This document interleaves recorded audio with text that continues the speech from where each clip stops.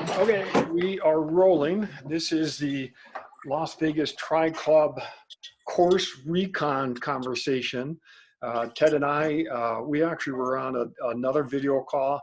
I think it was with with Carla and Chris, and they mentioned something about doing course recon, and I said, "Oh, that would be really cool to compare notes with people on how they do course recon," because I think we all have our own way of doing it. And, you know, Ted, of course, you and I, we love talking triathlon.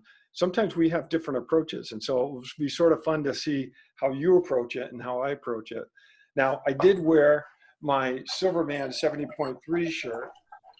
I wore my Augusta shirt because I was going to explain how I did it for Augusta. Awesome. Yeah. So I wore my this PJs. obviously Is is that loco. okay? So this is, you know, this is classic course recon.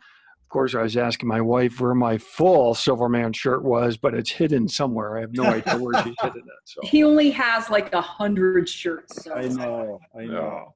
So course recon here in Henderson is super easy, but a lot of times we're traveling to races, even here in the States or maybe internationally, and there's some neat ways to try to figure out what the course is going to be like ahead of time. So Ted, I'm gonna just toss it to you and say, how do you approach course recon? What's the most important things that you look at?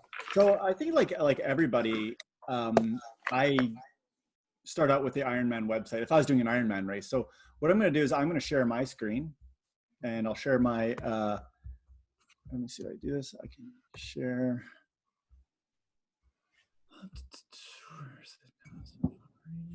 This one. Okay, so what I'm going to share with you is this is the bike course. Can you guys see that now? Not yet.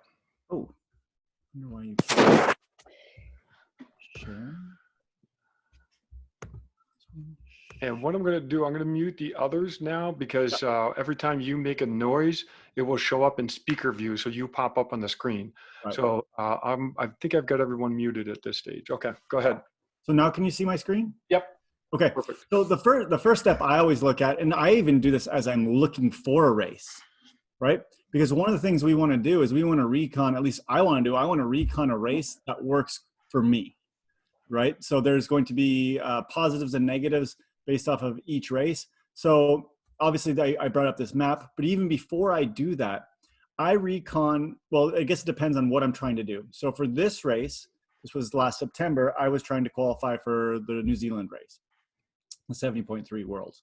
So the first thing I looked at was results from last year, right? So I look at my age group, so 45 to 49 results from the year before.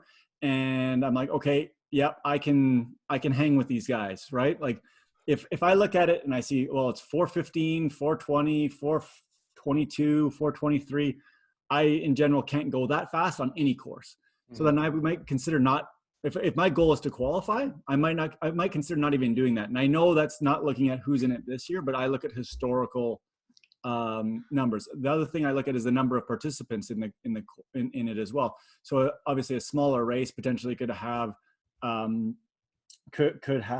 less people, but so then percentage wise, we may have a better chance to get a spot. I also look at weather, right? So, what's the weather going to be like that at that time of year? So I knew in September in Augusta, it was going to be really, really hot. I do well in the heat. So that's something that I actually look for is a hot course. And I know some people are looking for, I want to enjoy the course and I want to, to be, temperate weather. I would like that too, but I always feel like I'm going up against other people when I race. And so I'm going to try and, once again, go to my strengths. So my strengths are a hot course. And then once again, going back to the numbers, I didn't necessarily look too much at the numbers for the Augusta course because I think it was the largest 70.3 in the country last year. There was over, I think there's 3,200 people. So that didn't really factor into it, but those are the things that I start to look at early as I start to compare races. I also recon a race based ultimately off of like the time of the year and other races. I think that we do need to do that. Like, if this race was 2 weeks before the national championship, this would not be a good time for me to do this race. So that's part of, I think, of recon. Then if I decide that, this is a potential for a race and I want to get deeper into it, number one, obviously, is to look at the swim. For me, I'm a little bit of a swim is a little bit of my Achilles heel. So, you know, an ocean swim in particular is a little bit scary for me because of the swell and things like that, or a lake swim it's historically been windy with a lot of chop. Maybe I would shy away from that. This was a downriver swim. I've never done one before. It was awesome. If I was to recon a course again, I'd definitely look for a straight downriver swim. This one was literally, was it 20 buoys, 100 meters apart? That was straight down a river. There was not one turn. It was pretty awesome. I think the people that actually didn't swim finished in like 42 minutes if you just stood there and let the current take you. So just throwing it out there. And a lot of people do this race because of that. But then getting on to, for me, the bike course tends to be the most important for me when I recon. So then I pulled up this bike course for you guys to kind of see. Now this view doesn't tell you much at all, right? Because, okay, well, it's a loop. That's nice. There's a little out and back here. That's nice. But what we really want to do is like look at the profile. And so you can see on the bottom here, there's the profile. And it looks a little daunting when you just look at it, but then you have to look at the scale, right? So the biggest difference is from 200 feet to 400 feet. So that's not like a tremendous amount of climb. The ironic thing is that people in the South, they actually thought that was a lot of climb, right? And most of the people in this race, or a lot of the people in this race were from Florida and Georgia, and they thought that this was a very hilly bike course. For us, not really. But for me, rolling bike courses also, I really enjoy a rolling bike course. It breaks it up. It gives you some chance to sit up, some chance to you know, put long stretches into aero. I really don't enjoy 56 miles in aero. Like, to me, that's, I don't know, there's just, to me, it's a little bit boring. And it's honestly, it's kind of hard on your body as well. So from there, what I do is then I go to Strava. And from there, I will go into Strava into my routes, and I will build a route. So actually I can probably find my Augusta 70.3 route. So I actually build these routes. So you can go into Strava, and actually if we go to edit, you can see I actually built all of the waypoints in to Strava exactly how it was. Now this starts to give me more of an idea, right? Because I can actually start to envision in my head, okay, what are the first 10 miles going to look like? Well, it was, you know, if I actually zoom in here, I can just kind of start to see, well, the first little bit is going to be in the city for sure, right? You can see this ring road here. I'm contemplating these are going to be city roads, might be a little bumpy. These are already things that are going through my mind on prepping. Can you go to a satellite map there too? Is that possible? Yeah, you can. So we can go to satellite. I actually do this as I do my course prep, because then I start to build a mental image too, right? So the first bit is through city, and you can see as we get out here, it gets more into the country. And absolutely that's what happened on the course. Like, this was all beautiful, green, ended up being rolling hills. But then I can actually, on here, I can also turn the elevation on as well, which I love to use. Because if I was training specifically for this course, I might try and set something like this up around here, right? So, okay, I got my first climb is at 9 miles in, and I gotta, you know, it's not that big of a climb. It's only a couple, maybe 150 feet. Then I have another climb, then another climb, then another, you know, so I might try and create something like this. The other thing you can do with these, you can download these. Once you have it, you can download as a GPX file, and you can basically put that into different programs. I don't know if Zwift does it, but Trainer Road does it. And there's other ones that actually you can take that exact stuff, or you could build something in Zwift where you basically know about the time it's going to take to get there, and then you could basically build in more resistance and use like erg mode to train. On a course like this, I didn't do that, but for a course, for example, like the 70.3 Worlds in Chattanooga, there was a climb that was 5 miles in. That was a 20-minute climb or 25-minute climb, kind of like what you had, John, in Nice, where you had a very, very significant climb. I practiced like riding hard and then coming to a climb and setting a wattage, and just literally just trained doing that. I would go out, basically ride to Mount Charleston and just go that length of the climb and then come back down. So you can absolutely do that in this. And I do the same thing with the run course, especially if it's a hilly run course.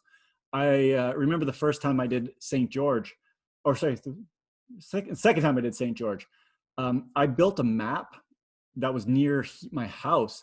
And I obviously live somewhere near Summerlin where it's a little bit hilly, that basically mimicked the St. George course. It was 13 miles, and I tried to match exactly where the hills were and how long the hills were. And I trained that course. I would do the first half, then I'd do the second half.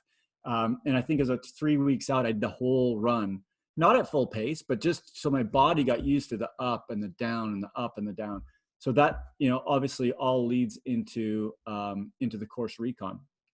The next thing that I do, well, I haven't done it in a while, if I would do, is then I would export this into this site called Best Bike Splits. And I know this actually costs some money. It's actually owned by Training Peaks now. And if you have a Training Peaks account, I think you get a discount on Best Bike Split. There is a demo, which I'll show you. Ted, I can bring mine up. When I'll talk a little bit and I'll show some of the stuff. Okay, well, Go ahead, keep going with yours, and then I'll jump on. So basically what Best Bike Splits does is when you put into this program, you build your bike, exactly what you have, the types of wheels you have, how, what your FTP is, all of the data you can build into it. And then it matches up to the course and the weather, which is super cool. You can do it like I used to do it the morning before the race, even, where you download the weather and it would tell you, if you want to finish in this amount of time, this is the amount of watts you need at any given time in the course. I did this probably for 2 or 3 years. I was using it. I don't use it anymore. I kind of do it now more in my head because honestly, and I think John, you'll probably agree with this. Racing, especially 70.3 racing, has changed so much that it's not always about the wattage that you put out at any given time. There's a lot of situational things. Unfortunately, drafting is part of racing at a high level, and legal drafting, which I am a proponent of, at 10 meters back or 6 meters back, depending on whatever race you're in. So, for example, if somebody comes by me, I'll jump on them, and if they're doing this a little bit more wattage than I want to do at that time, I'll still do it because I'll end up saving energy down the road. But I really do and I'll preface this: legal drafting. Nothing bothers me more than when seeing someone wheel stocking. I think everyone would agree that that's not a good thing to do. But when you recon a course and you decide on this power at this time, you potentially lose out on the I don't know, I guess like the fun of the race. Do you know what I mean by that? Honestly, I used to use this quite a lot, where I would literally just stick to it.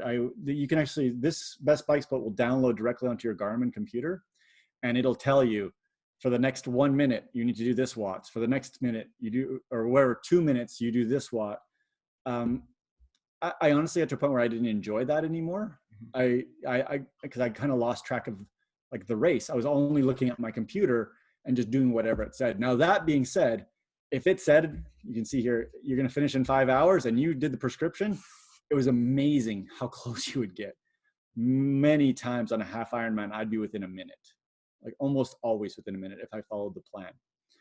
So what I do now when I do my race prep, so we'll go back to this route here, I'll make some decisions ahead of time. So, and I'll be like, okay, you know what, when I get out of the water, I'm going to do, 220 watts from here to here. Then I know the first climb is going to come.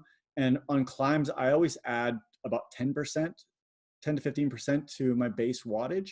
So if I, for example, I'll make it easy. If I'm going to do 200 watts for the race, I'm going to climb at 220 and I'm going to descend at 180. So I have it's a pretty tight window, but that's kind of just some numbers that I have in my mind. Because you don't want too much variability on either side, and that's basically what Best Bike Splits does. but best bike splits will make a little bit finer adjustments. So if it's a really, really long climb, it might drop your, or sorry, you might drop your wattage a little bit more. If it's a short, punchy climb, it might add more to that. But I think to be safe, I always do it like that.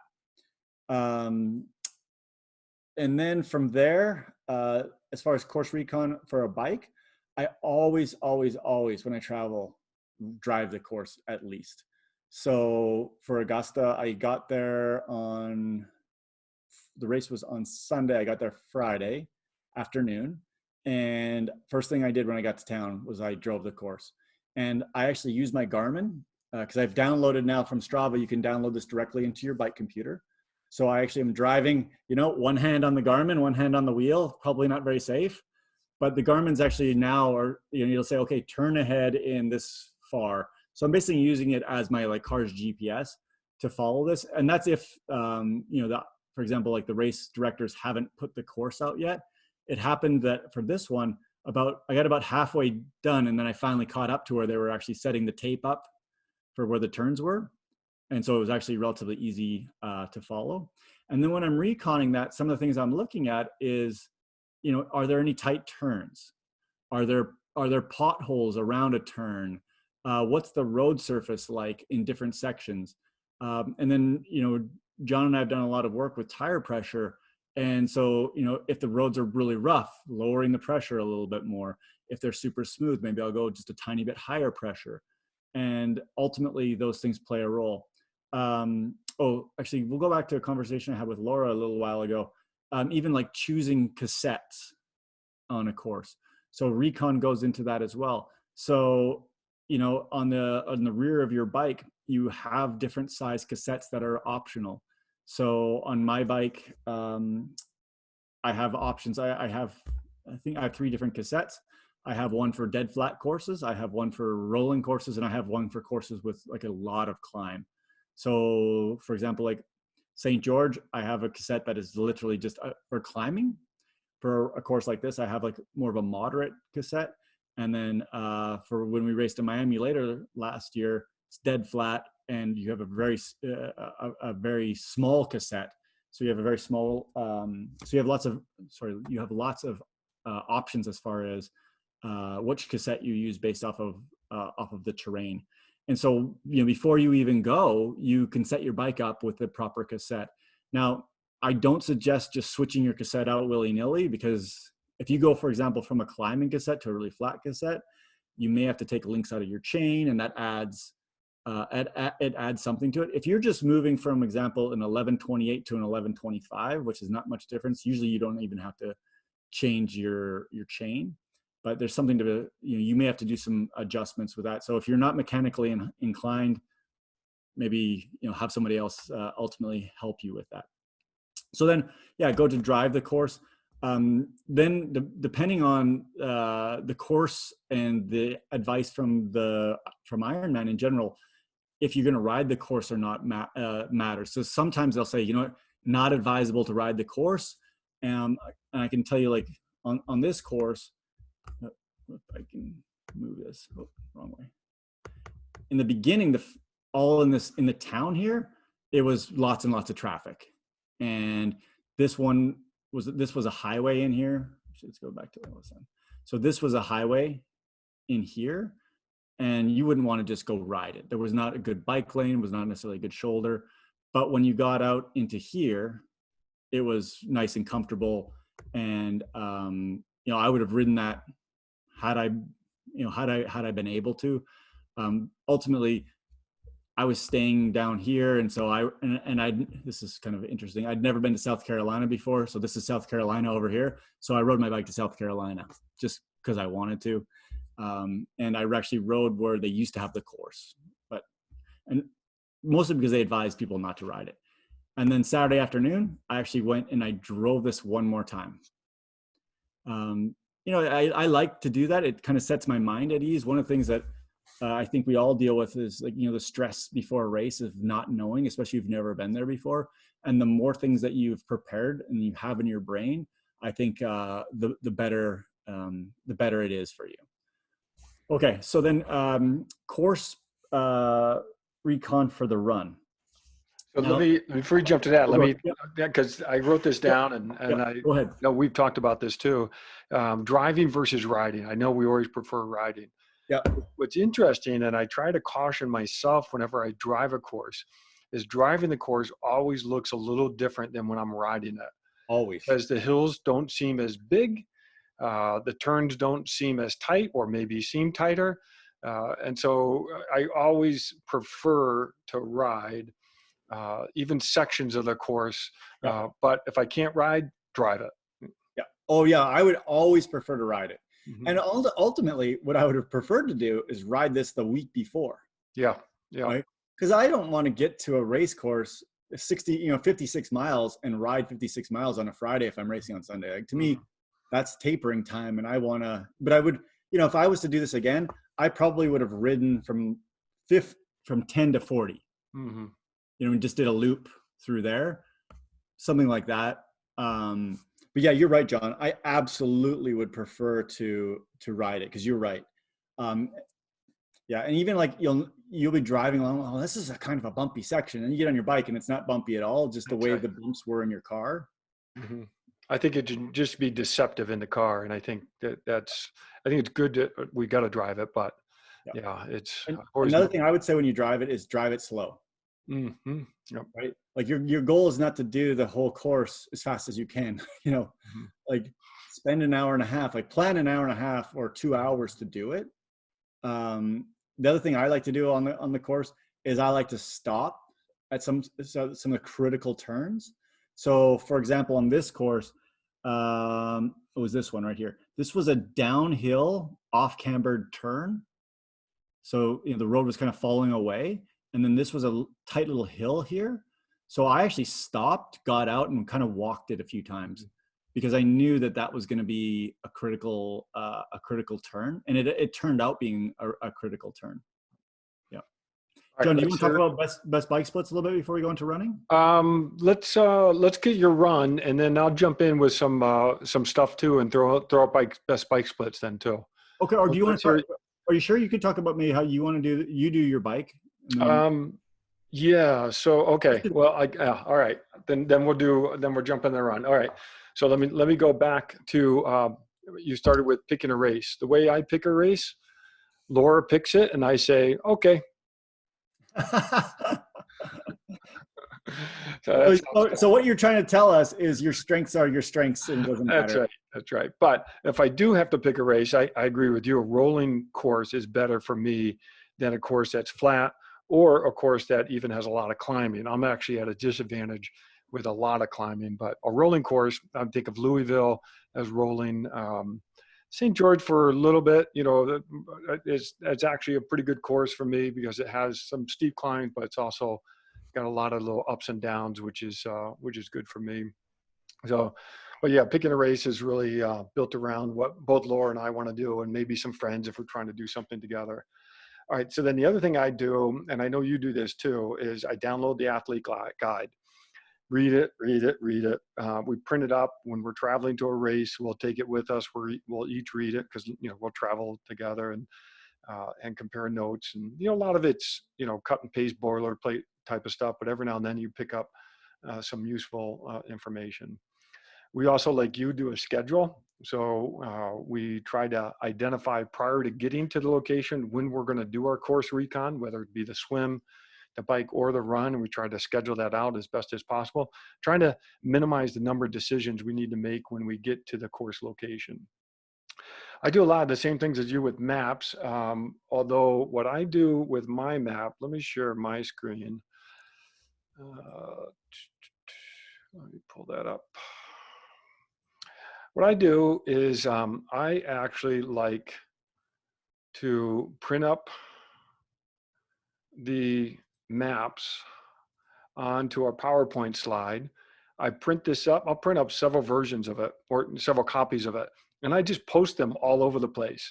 I sometimes make it my desktop background. I'll post it on my office door. So when I'm going out, I look at it. Maybe I post it just over my monitor. So I'm always looking at the course, trying to get as familiar with it in my mind, what the map is going to look like going into the race. And then for courses that are more detailed, I'll either download or do like you do.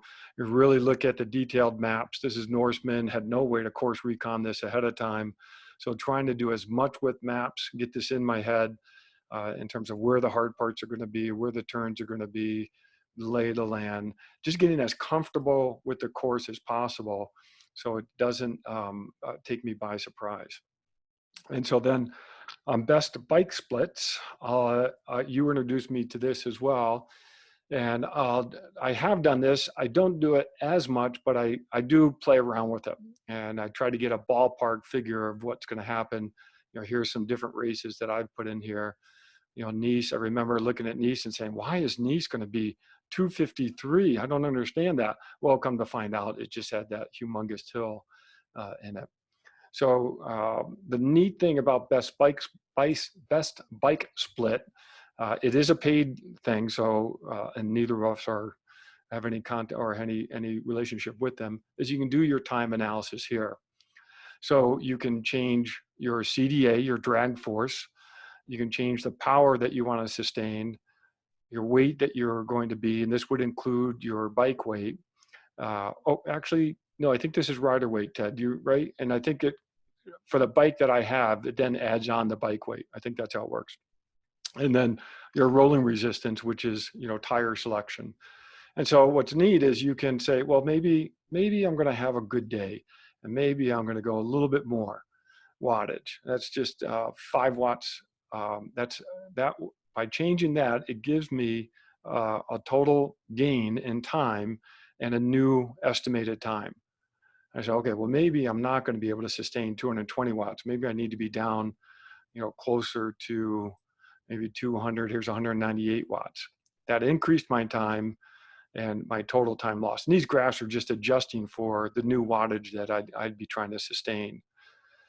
And so that's a way to try to figure out, a wattage target. But like Ted, I don't try to lay out a plan anymore because I like to let the magic happen. And sometimes you want, say, I'm feeling a little better and I want to go above what maybe I've planned out, and maybe having a good day, maybe having a bad day, whichever way it is. But I tend to have a number in my mind of what I want to end up with, knowing what kind of time that's going to give me. And again, here I'm at, doing this ahead of time for Nice, and I'm like, wow, why is it? That's 198 watts for 305. That doesn't make any sense. So I'm like, how do I get down to 230? And I'm like, okay, 248, 240. Okay, all right. Oh, 232. Oh, it's 277 watts. I know something. I can't sustain 277 watts for a 56.2. So that made me go look a little bit more at the course. And obviously, this big hill here has something to do with that. But it's also neat, like Ted said, you have weather. Here's just an indication of the wind direction for any location on the course. Again, this is based upon history of weather, but still get a good sense for, oh, I'm going to be coming down the home stretch, and that's going to be a tailwind. That's just mentally good to know, to try to have a sense of what's going to happen during the race. Ted, anything else you want to point out on this? Yeah, so with this, when John built this plan, you can also, I think I mentioned it, put in a percentage of your FTP that you want to do. And I used to build these, I used to really pay attention to that. And not necessarily, like you said, not to let the magic happen, but there's some good historical data that you can look at. So, okay, this was an average day for me. And my FTP that day was, my FTP testing before that was, let's say 280. And I did 85% of my FTP, and it was a good day, and I had a good run off of the bike that day. Okay, I know now for a half Ironman, when things are going well, that's a good number for me. And then you could look back and say, oh man, on another day, I did 90% of my FTP, and I didn't run very well off of that. The bike felt great, but I didn't run off of it. And that's where this can become really important, is looking at your historical data to help determine percentages of FTP that you want to ride at. None of us can ride at 100% of FTP for a half Ironman or an Ironman. And there's prescriptions, right? You go onto different websites and say, okay, well, if you're not that accustomed to riding for an Ironman, it's 70% of your FTP is what you should be looking to do. Okay, well, that's in general, but that's not you, right? But if you've done 2 or 3 Ironmans or half Ironmans and you can actually look retrospectively at it, I think that can be powerful. But it takes some thought to that. And we often think, oh man, like I just struggled on the run today. I don't know what it was. And then many people don't go back and look and say, wow, like my FTP going into that race was this. And I ran at 90% of my FTP. And then we can get into other things on this, John, on your screen, where it says the variability index, which is on this one, it says 1.09 was original. It's like the 6th thing down. Yeah, variability index. So for those of you that don't know, a variability index also is really critical to look at when you're looking at past data. And you can get this off of Garmin and off of Training Peaks, because what variability index is if a variability index of 1.00 means you had the exact level power the entire time. And the bigger that number is, the more spikes you had in your power. And so you could look at that as well. So when my variability index is below 1.06, I know this because I've looked at the data. Those are the days I have my best runs. So then when I build stuff and I think about things, I'm like, okay, I really do need to be careful on those short, punchy climbs that I don't get out of that average power by that much. Mm-hmm. And once again, that's looking back historically at what you did. Oftentimes when we finish a race, we just look at the results. And we don't do a good job with looking at that kind of stuff. And then that believe it or not, hurts our course recon for the next time. So. That's great. And, the other thing that you and I have used this for is equipment selection. Yep. I remember when I was going to Norseman and I was worried about, braking coming downhill. And we changed out mathematically which wheel I was going to use for the front wheel. And it ended up being negligible which wheel had an influence on the time. So at that point I was like, oh, well, maybe I need to use my training wheel instead of my race wheel because it's not going to matter. Of course, my bike never made it, but that's another. No, it's interesting. Like, and it's not an uncommon thing. I race with a disc, always a disc wheel. And looking at this, you can see the difference, in a half Ironman of a disc or not a disc on different courses. Mm-hmm. So like some of the courses where there's been a lot of climbing, having a disc maybe saved me 30 seconds, mm-hmm. right? On a flat course, it could save you 2 minutes, and it's based off of, once again, off of the math. So good. All right, let's talk about running. Okay, let me stop share here. All right, what do you do? Okay, so for the run, so same thing as before is I actually look at, I don't look at the course as much running as I do biking, first of all. I don't choose races based off of it's a hilly run or a flat run. I actually do, historically, pretty much equally well, hilly or flat. I actually don't enjoy running downhill. I actually am fine running uphill. Racing downhill for me, I don't feel comfortable doing it. But that's just me personally. So sometimes I'll look at it, is there a really long, steep downhill? That to me is not a good thing. I will go uphill all day long. My wife, she calls me a billy goat when it comes to that. But so the same thing I do is I'll share with you. This is a run. This was from the ITU race I did last year in Edmonton. And share. So when you first look at this, and I think hopefully everyone can see this. John, can we see it? Oh, John, I think you're muted.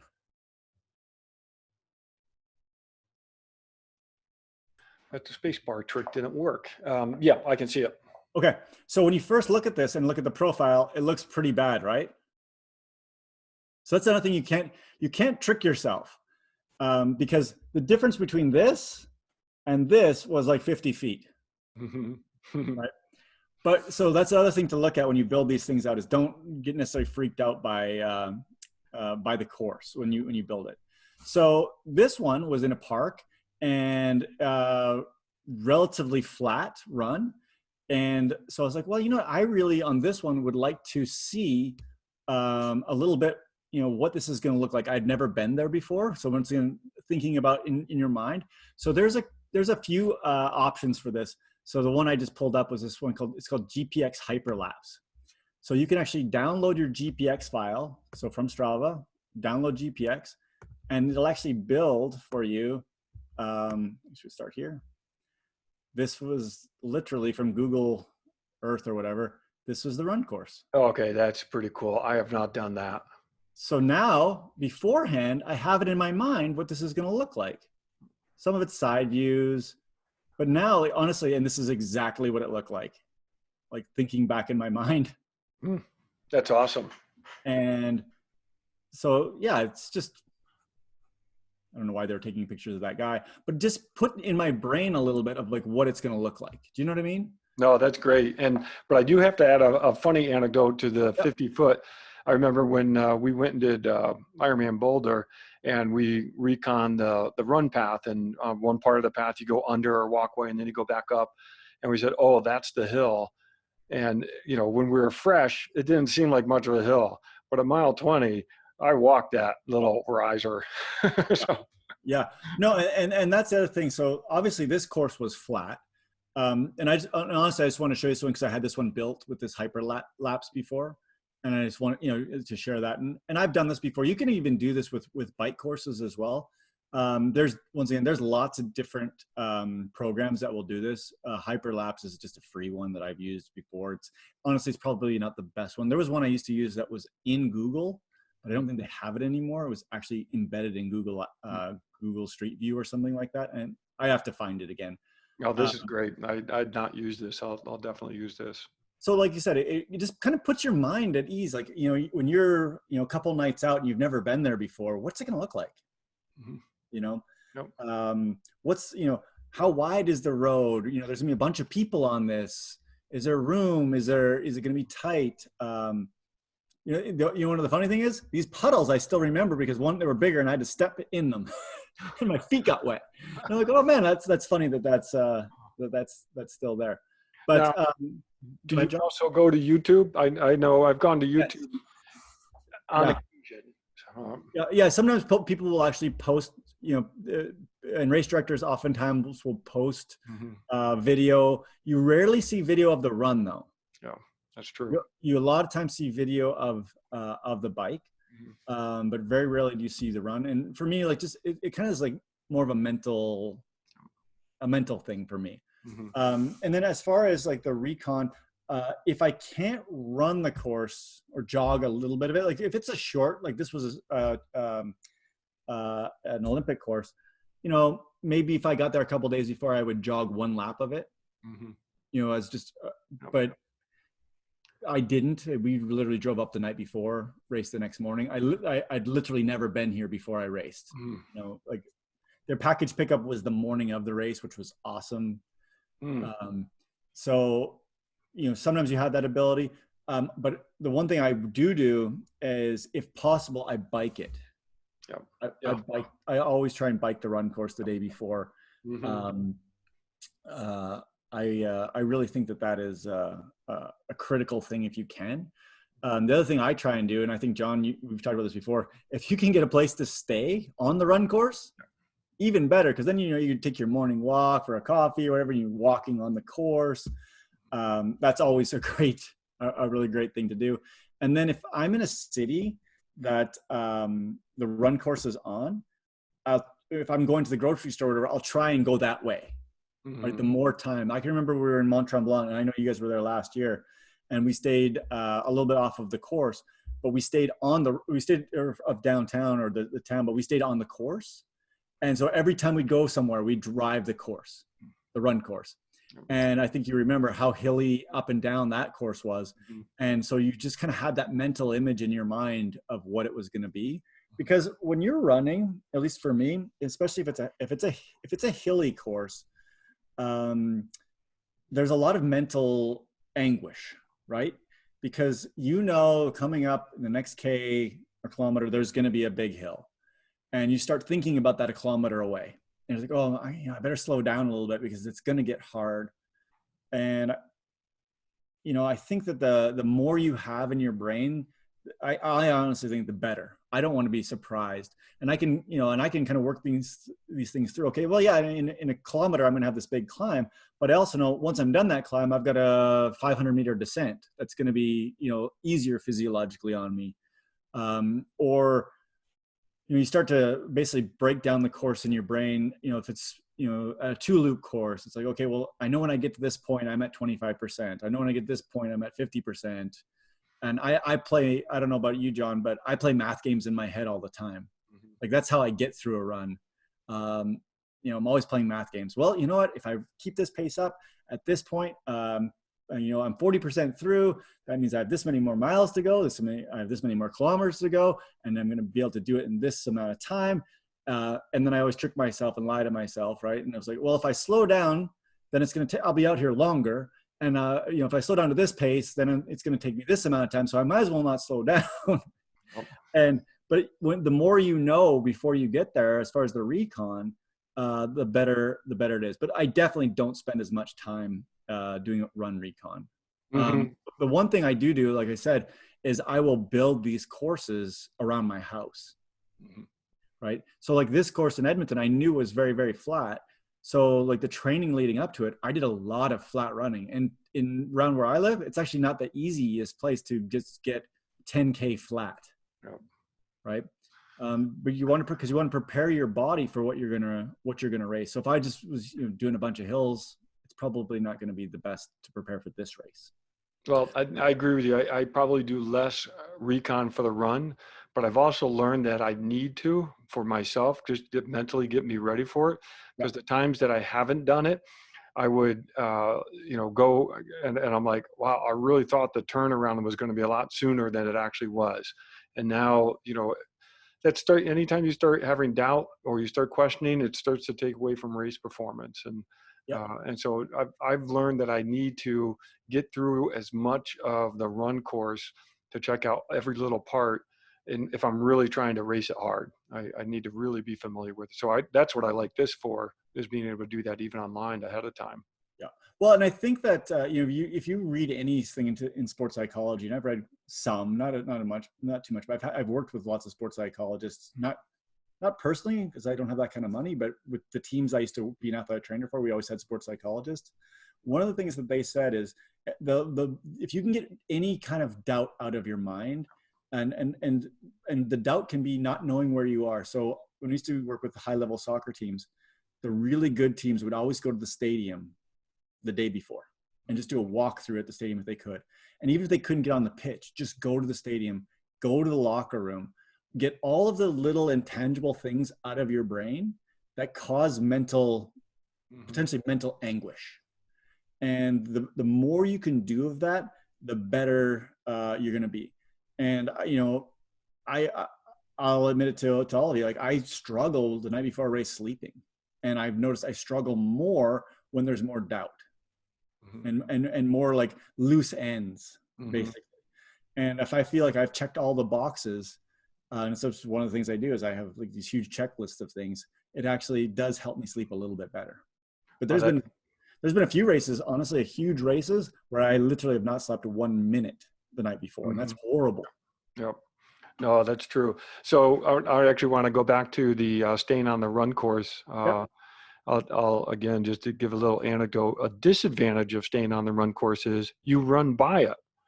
And I had the issue in New Zealand where I was having a disastrous race. And was it 3-loop course, Laura? Was it? I think it was 3. Yeah. So I ran by our place that we were staying at. I'm like, oh, it'd be nice to just go in and take a shower. Ran by the second time, and I'm like, oh man, I'm dying for, whatever it was in the kitchen. Ran by a third time. I'm like, I need to get some soda water. So I was able to stop in, get some soda water, enter and exit the course. So it was a disastrous race anyhow. Well, maybe that was a good thing, right? You went and got a soda water. Yeah, that's right. And that's what I wanted to try. Is I wanted to say, hey, maybe this is a chance to see if soda water will help during the race, and of course it didn't. So, all right, Bob. Now I want to go back to Laura's on this call as well, and I have to admit, I am very guilty of of allowing Laura to be our detailed person for all aspects of our race. And I'd like to just get to start line, tow it, and just go. Laura does all sorts of things ahead of time, from, you know, figuring out lodging, where to stay, finish line, start line. But I think we'll save that for another conversation on travel tips. But she also reads a lot of race reports and then forwards them to me.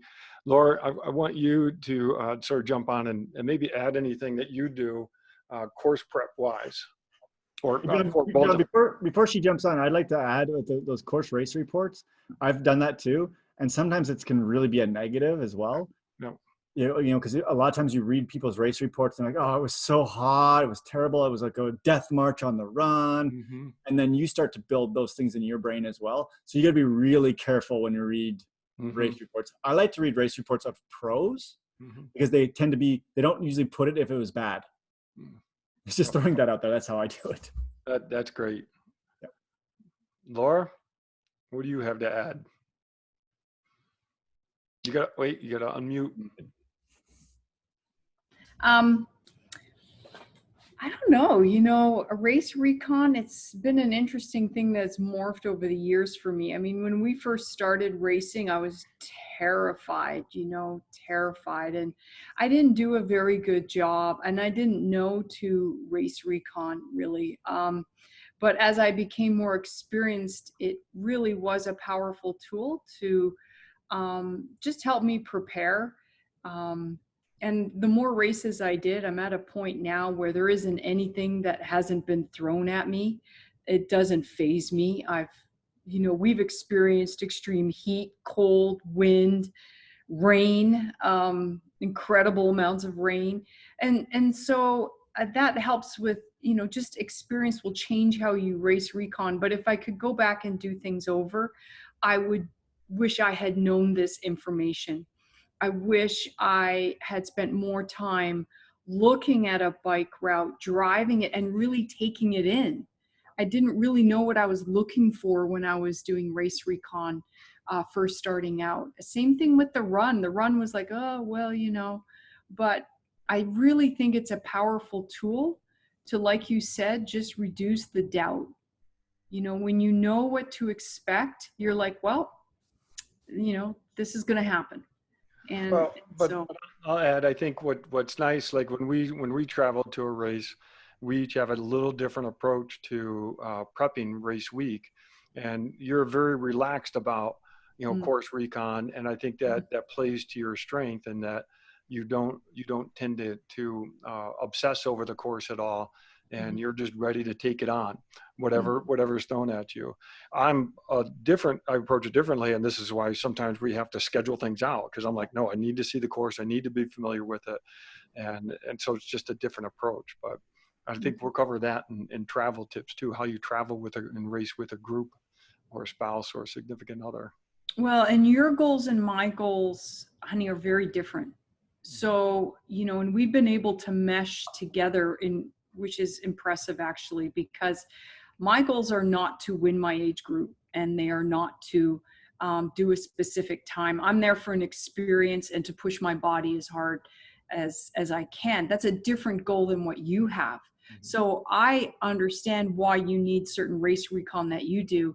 Your goals are different, whereas mine are maybe not as detailed with regards to times and specifics, which I would like to work on more of. So I think people just have to understand what are their goals for their race, and how does their race recon reflect those goals. That's good. No, I couldn't agree more. I think that's critical, because I think John and I are very similar in our goals, but I think we do understand that everyone's going to have their own thing. But I still think that no matter what your goals are, the more prepared you are, I agree, the better. So I'll go back to, for example, like the tire pressure thing, and knowing what the road surface is going to be, knowing where the climbs are and how steep they are, and not letting it like just freak you out, but being prepared. Even like weather reports, I'm sure you guys are like me, like all week long before a race, as soon as the 10-day weather comes out for the race, I'm looking at it, and I'm different than most. And John, you might be like me too. I want the most horrible weather possible. I want it to be Depends on which hot. side of horrible you're on. No, I want it to be hot and windy or cold. Because I want to win, right? And I feel like I am mentally strong. And there's an anecdote from Lance Armstrong, and you know, I don't care where you're on his thing, but there's some good anecdotes. And there was a story about, I can't remember if it was the Tour de France or whatever, and it's just like blowing rain and almost sleet, and he's at the front of the start line and he's chit-chatting with one of his teammates, and they were just standing there, and Lance Armstrong said, "Hey, look back." And so his teammate looks back and he's just like, "Look, 90% of these guys have already quit." Mm-hmm. Yep. And when times are tough, that is where, you know, the people that are more prepared are going to do better. Yep. And I think that that's really, really important when you do your homework, right? You do all this recon added to all of the training you've done. You don't need the perfect day to have a good day. Mm-hmm. Like, especially if your goal is to do well in your age group, right? I've done the best races I've ever had in hardest conditions when compared to others. I've had races where the weather was absolutely perfect. There was no wind. The temperature was 70 degrees. And I'm just like, you know, right in the middle. Mm-hmm. Right. And I think that, mental resilience is important. And I think you build that. Honestly, part of it's built through recon. Mm-hmm. Yeah, no, Paul was on here earlier and he had his backdrop of Tahoe. Yeah. I think that's where, yeah, boy, I really wish that I had done that. I'm sure you think of that too, because that's a hard race, hard conditions, and you thrive in that. Now I won't, I'll pass up the hot and humid days, but the cold and windy and rough water, I love that. That's so the rough water is the only thing for me. Yeah, right. If it's rough water, but I've also learned that this took a while for me to kind of figure out that on really rough water swim days, if you're mentally okay, you still end up doing really well, because only the great swimmers do well in those days. Mm-hmm. Right? And I hate to say this, but great swimmers tend not to be great on the bike in the wind. Yeah. Right? So usually when the lake is rough, that means the bike is going to be rough. Mm-hmm. And the great swimmer might not be as good in the bike. So those are things that I'll put in my mind. It's like, mm-hmm. Okay, yeah, the swim is going to be rough and I'm going to have a slow swim today.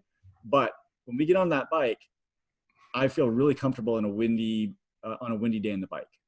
So, yeah, and just to add in, now that you say that, it made me think on the weather part. That's the other part that I'll look at weather for equipment choices, clothing choices, but also sunrise, sunset, especially on the swim, making sure you know where the sun's going to be at race start or any point of the race. And then the other one, and I think Laura, you actually picked up on this, is if you go and see a race the year before, you go to the finish line at the time that you think you're going to be finishing, and get a sense for what it's like, who's finishing, what they look like, what kind of gear are they using. And sometimes you just pick up something by looking at the other competitors too. Yeah. The one thing I will tell you in my recon that sometimes is a negative is have you heard the term bike porn? Oh yeah. When you starts when you're even driving to the race, right? Yeah. And you're starting to see people pass you on the highway and they've got really nice bikes. Yep. And it's just like, oh man, like if only my bike was that nice. Yep. And then you start racking your bike and all around you is like, oh, there's a $15,000 bike there and a $15,000 bike there. And it can get in your head, especially at the World Championship races. Where I love that. Are you kidding? I love it because I go with my $500 bike and I'm like, exactly. Yeah, I got you. But now I won't be able to do that anymore because I've got to. Yeah, that's the problem. You have a nice bike now. Oh, but honestly, that used to psych me out. Yeah. And now, I've done it so many times where I'm like, yeah, I'll enjoy passing you. Yeah. That's right. But that can freak people out too. Yeah, no, that's really good. Christy, Connor, any questions or thoughts or anything you want to add on? No, it's been, I want to say thanks. It's been super, super informative. I had the video off. I was with the girls doing Easter stuff, but no, I mean, it took me about 7.5 minutes in. I was like, wow, I should really step up my game. And I think John, I think I'm right between you and I think it's Laura, right? somewhere in between. And as far as recon goes, like if I take a step back and be like, why am I doing this, right? And yes, I want to experience that, but I also want to do well. And knowing that recon and just putting a little bit more into what I do, from what you guys have done, is it's going to lead to just a better day, because I'm going to feel more prepared. I'm going to have a better experience because there's not going to be many ahas. Like I remember first time doing the rage. I mean, I moved to Vegas not too long ago, but first time doing the rage out here. Yeah, I probably should have recon that run course just a little bit more. That's a rough one. You know, and I think, and it's funny that when you said, looking some stuff up ahead of time, and like, I remember when I did the Waikiki rough water, and of course I looked it up, and all I saw were like the newscast when they pulled everyone out of the water, and of course I couldn't sleep at all the night before. But I'm still glad I did, because it gave me a sense of like, cool, like this is a big deal, like this is what you I actually didn't sign up, my wife signed me up for it, but it was it was eye-opening to the point where, even though it was something that I knew it was going to be hard, it prepared me even more for it, and I can see that looking back at it now. But yeah, phenomenal stuff you guys went over. I really appreciate your time. Oh, thanks. Yeah, it really does let your training shine through and enjoy the race even more. Christy, I know you've traveled the world as well. I've done quite a few. Listening to you guys, there were one thing that Ted said about not sleeping the night before. I was told once that it doesn't matter how you do the night before with sleeping, as long as you sleep really well 2 nights before. And so I often stressed about the fact that I couldn't sleep the night before, and I was always stressed because is my alarm going to go off on time? And so now I don't worry about that, because I just know I worry about it the 2 nights before, and that's usually not a problem.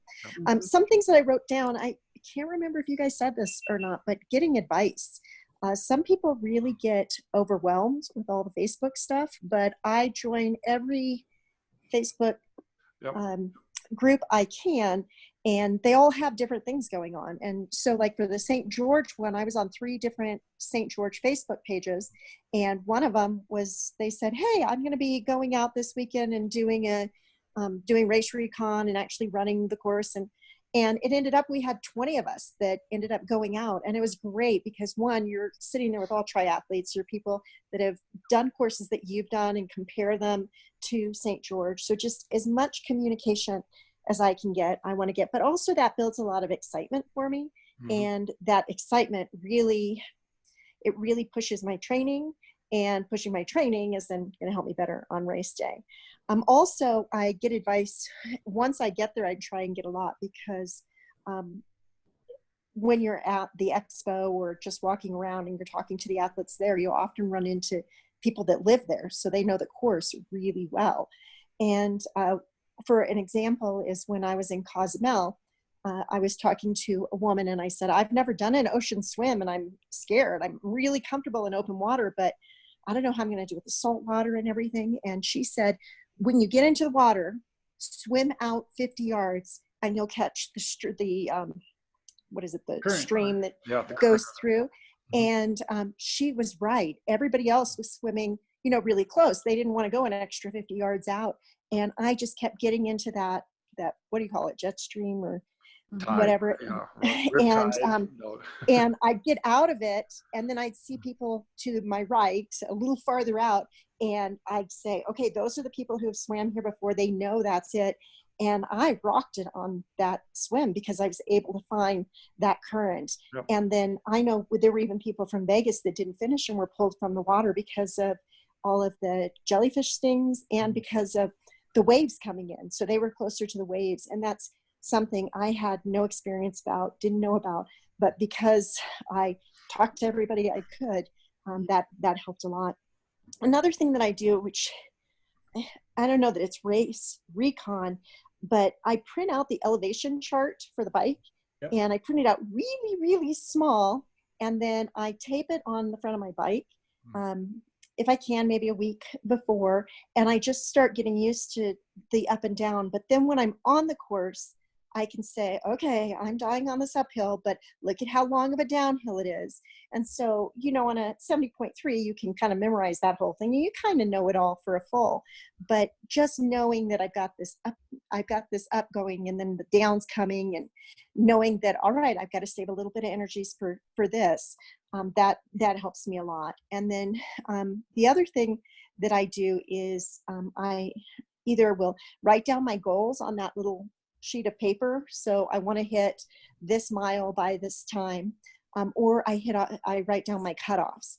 And so on my run, on my race belts, I have my water bottles, and before I leave, I take them off and I write in Sharpie on them what the cutoffs are, be it, you know, mile 13 by this time, be it mile 18 by this time. So I've got that cutoff in my head, because I'm not with you and Ted. I'm with Laura on this. I'm going for a finish. I'm not going for a win.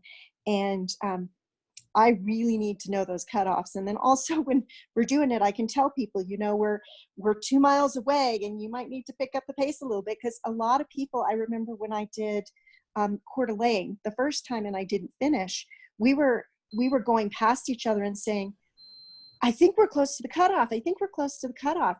And nobody knew when it was. And I missed the cutoff by somewhere between 4 and 7 minutes. And had I known I was that close, I probably could have hit it hard and made it. So that, having that written on there, and then of course before the next race, it's already off. You know, it's come off. The Sharpies come off because of all the water coming down it and everything. So those are just some little things that I do. Those are great. Those are really good. I want to share one other thing with you guys, since I actually was able to find it. So when I was talking about the run and preparing for the St. George and building a run, I'll just share that with you here, because I think it's pretty interesting. And people, you can do this on your own if you build courses in Strava. So this is actually from back in 2014. But if you were to just look at the profile, and those of you that have done the 70.3 at St. George would probably look at this profile and say, yeah, that looks about like St. George. Yep. Right. But this is 13.4 miles right near my house. And you can actually see as I'm going through it. Yeah. So Ted, how do you build that in Strava? Do you have to be a Summit member to have that feature? I don't think so, because it says Summit is down here. So it's in My Routes. My Routes. Okay. I'll show you, since we're just having fun here. Yeah, because I've built in Garmin running routes, but I've never used Strava. I didn't know you could do that. So you know, we'll build a quick little run route here for you. Okay. So running create new route. Okay. And then it defaults to Las Vegas. So we'll go. Okay. I need to build a route anyways for me to race my 3K on. Oh yeah. On Sunday. I know exactly where I'm going to go, because you know I got to go downhill. I know. I was thinking, I'm like, oh, I'm thinking of like a 10K downhill. I'm like, oh, I might start up an Anthem and just run down. So look at my run that I did with Cosmo today for it, and it was net downhill like 500 feet. Nice. But so my plan is, I think I'm going to start like right about here. So there's my first point. Okay. And then it just starts building. And where do you see the elevation profile as you're building? Down here. Ah, oh, I see. Got it. Okay. Nice. And then I got to go. Sometimes on Strava, though, it actually takes you to the other side of the road. Yeah, right. You got to be careful. Yeah. And then it turns you back the other way. And sometimes it'll turn you back. Right. So you got to, like, sometimes I got to go in and like look. You see how I did that? It did this little loop because there's a crosswalk. Yes, right. So then you got to move this a little bit, and there. Oh, I see. Okay, good to know. Oh, that's awesome. So, and then these can be, so when you, let's just do it to exactly where I'm going to be, because I want to do, I think it's like 2 miles, right? Yeah, I can't remember the exact distance. I'll show you how I save it so I can save it for myself. It's 3 kilometers. I think that's 1.8 something, right? 1.84 miles. Something like that, because I did it today on snowshoes and I got like 1.87 and I barely made it. 1.55 for 5K. 1.85. 1.85 for, it's 3K. Yep. I got pretty lucky in that case. So 3.1 miles, so 1.55. that's a 5 for, Well, anyways, let's pretend to build this because I'm going to stop where I stop anyways when my watch hits it.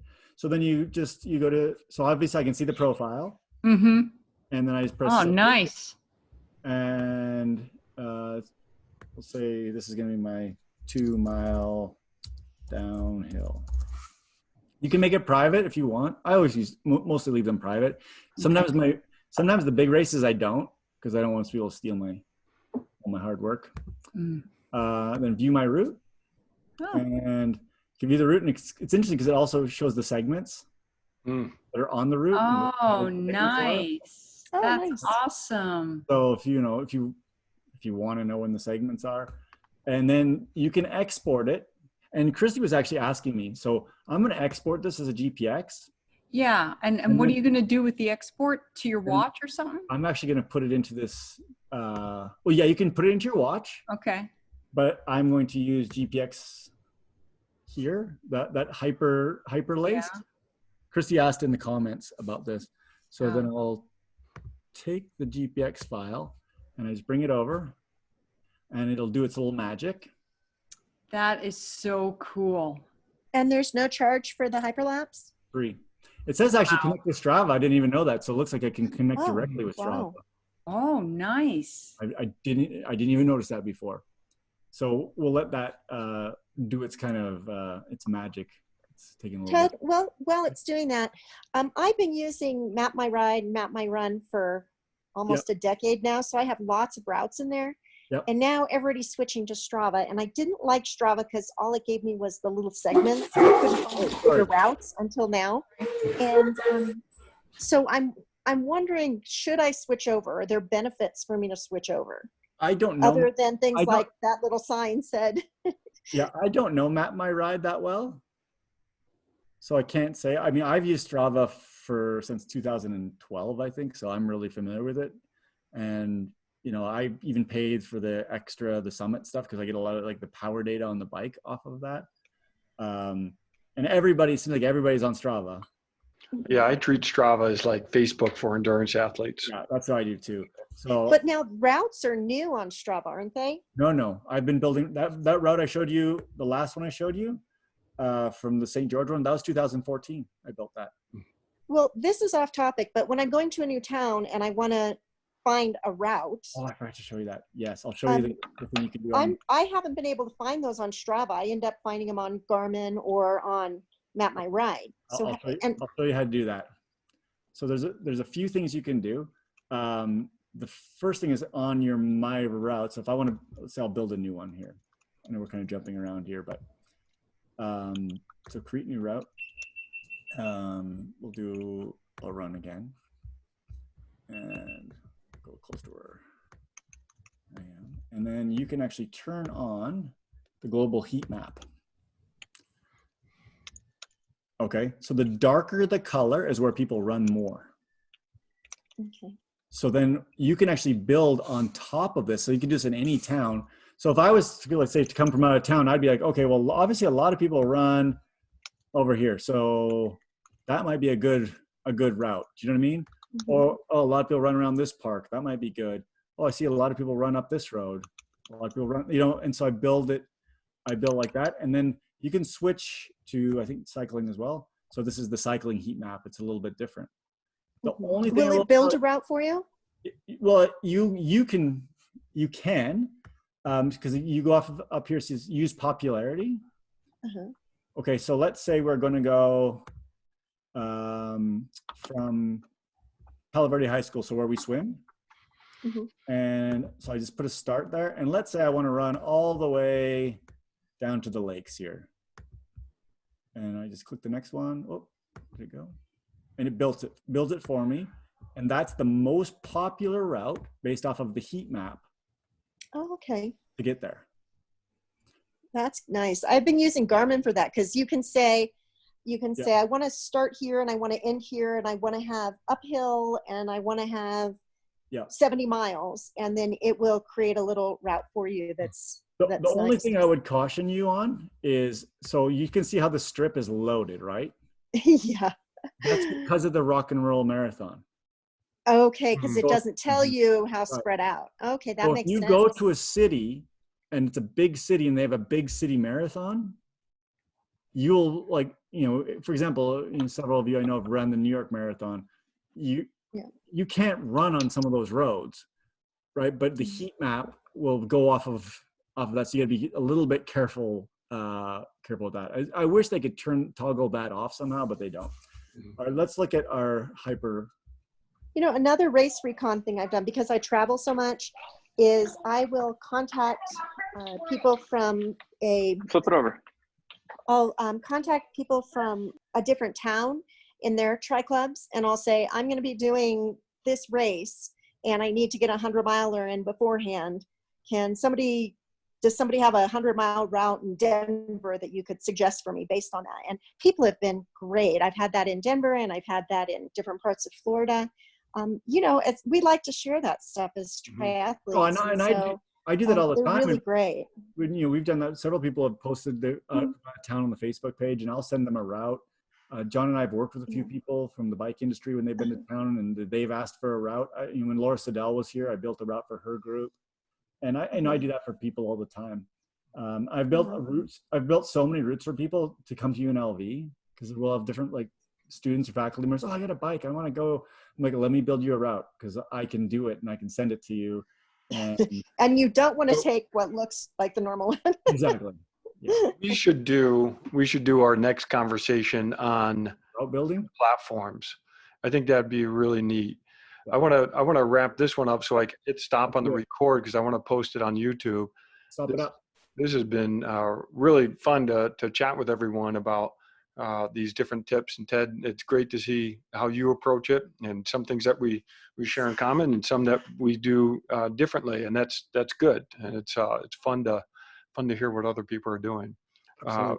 I totally enjoyed it. It was a great conversation. Good way to spend a Friday afternoon. Sure. Yeah, I learned a lot. I actually, that was awesome. So good luck with the VR2, everybody that's doing it this week. Yeah. That'll be Christy, fun. I'm glad that you did your first run on the snowshoes. That's good. Yeah, that's awesome. Well, it was more of a very slow walk. But and that was one thing. I did it as a run because I figured it would have to be marked as a run on my watch, so it would count. Yeah. But then I went back and I changed it in Garmin, so I'm worried they're going to take it away from me. I think once it gets posted, I figure I'm allowed to walk it, so if I'm walking it in snowshoes, then I figure that's honest. So, awesome. So what we'll see tomorrow is if I do the bike up here. That's right. We'll see how your VR recon went. Okay, I'm gonna hit stop recording, and thanks everyone. You don't have to log off just yet, but I'm gonna hit stop recording. Thanks everyone.